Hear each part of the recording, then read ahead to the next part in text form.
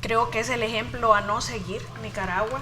Y realmente sufrimos nosotros por nuestros hermanos nicaragüenses porque están en una situación bastante difícil. Esta gente que vive en su búnker, viven en un minimundo, en un submundo donde no se enteran en realidad y solamente dan órdenes macabras para anular a toda la oposición, para callar a todas las personas, para perpetuarse en el poder.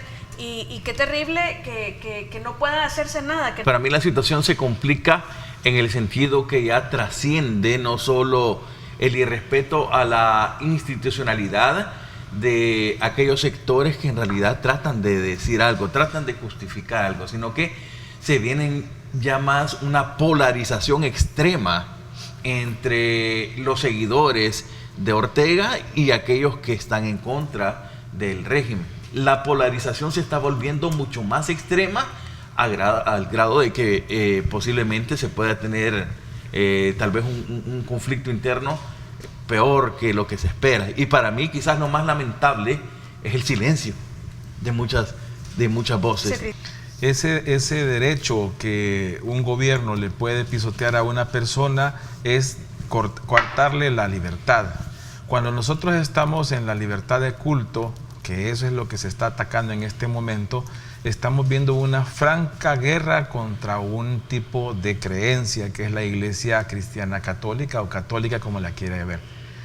Ahora, hay que manejar esto con muchas pinzas y con mucha responsabilidad porque también hay cibernautas, por ejemplo, que utilizan para adornar sus propias informaciones otro tipo de imágenes que no son del país y la gente se ve caótica y se siente todavía mal. Considero que el Papa va a dar su posición en su momento, que va a decir siempre que es lamentable, con la diferencia que este Papa es fuerte pero prudente. No ha sido un Papa que se caracterice por estar encima ni determinando cosas por su posición. Para poder resolver un problema, de acuerdo a la historia de la diplomacia del Vaticano, no es que el Papa se pelee con Daniel Ortega, porque eso tensa más la situación. Y veamos algo, imagínense, sin manifestarse el Papa, Daniel Ortega ha dado un paso más y expulsó al nuncio apostólico de Managua. En 100 organizaciones que también echó al representante del Papa en Nicaragua. Entonces, si el Papa dijera algo, tensa más la situación y lo que va a buscar la Iglesia Católica obviamente es resolucionar ese problema, que es que vuelvan las radios a transmitir, que es obviamente que se deje de sitiar al padre y en este caso pues sí se ve, de reconocerlo, se ve como una persecución a la iglesia. En general, los templos católicos siempre han sido por tradición un lugar en donde acogen al pueblo, o que se toma en pueblo. Tienen ese nivel, esa concepción, por ejemplo, de santuario, que cuando tú lo ves en Estados Unidos, por ejemplo, la misma Iglesia Católica ha establecido en varios templos.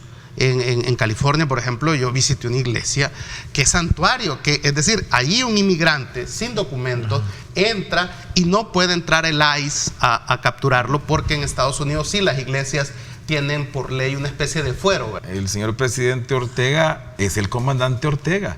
Sí. Y él se acuerda perfectamente cómo la Iglesia Católica, cuando la guerrilla, el FSLN, le pidió que lo respaldara, así iglesia, es. Claro, ellos saben de que la iglesia tiene ese poder que incluso hasta para mover contingentes civiles es suficiente en Nicaragua. Bueno, el padre cardenal. Así es, incluso. Comandante del Frente Sandinista. Exactamente. Entonces, cuando tú tienes esa experiencia en la cabeza de un país y sabes que te puede dar hasta por debajo de la lengua para que eso se vote, simple y sencillamente hay que anularlo. ¿Por qué Ortega puede hacer eso y aparentemente pues no tiene mayores consecuencias, ¿no? Es decir, yo he criticado, por ejemplo, los religiosos. Sí, nadie. Es que por eso yo decía, la cuestión del silencio, que pueda decirse hasta aún de los mismos partidos como acá. Sí, la izquierda salvadoreña no puede, la izquierda salvadoreña no puede criticar a Ortega porque entonces los deportan. Exacto, sí, no pueden hacer eso. Les cancelan la ciudadanía. Sí, o sea, eso es más que obvio, ¿verdad? Entonces a mí no, estar pidiendo que el FMLN se manifieste contra Ortega es una pérdida de tiempo.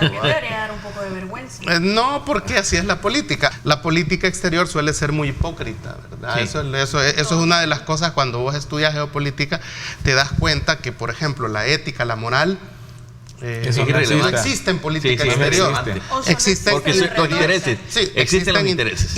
Hay que tener esa visión de que tenemos dos realidades, la que se percibe internamente, la que se vive internamente en cada país, en este caso en Nicaragua, Sí. y la que se percibe externamente, que al parecer no es parecida a la que se tiene. Y acordémonos que también venderse a México, políticos. así es. Sí. Acordémonos que también México tiene restricciones para la indumentaria de los sacerdotes para andar fuera de sus iglesias. Ok. Ellos están restringidos y tienen que verse normalmente casi como un ciudadano común. Entonces, eso viene porque siempre las revoluciones, todo el que ha sido contrario a los gobiernos se ha acuerpado con las iglesias para poder hacer cosas. Y no es, todo lo que hace América no está exento de ese pecado. Sí.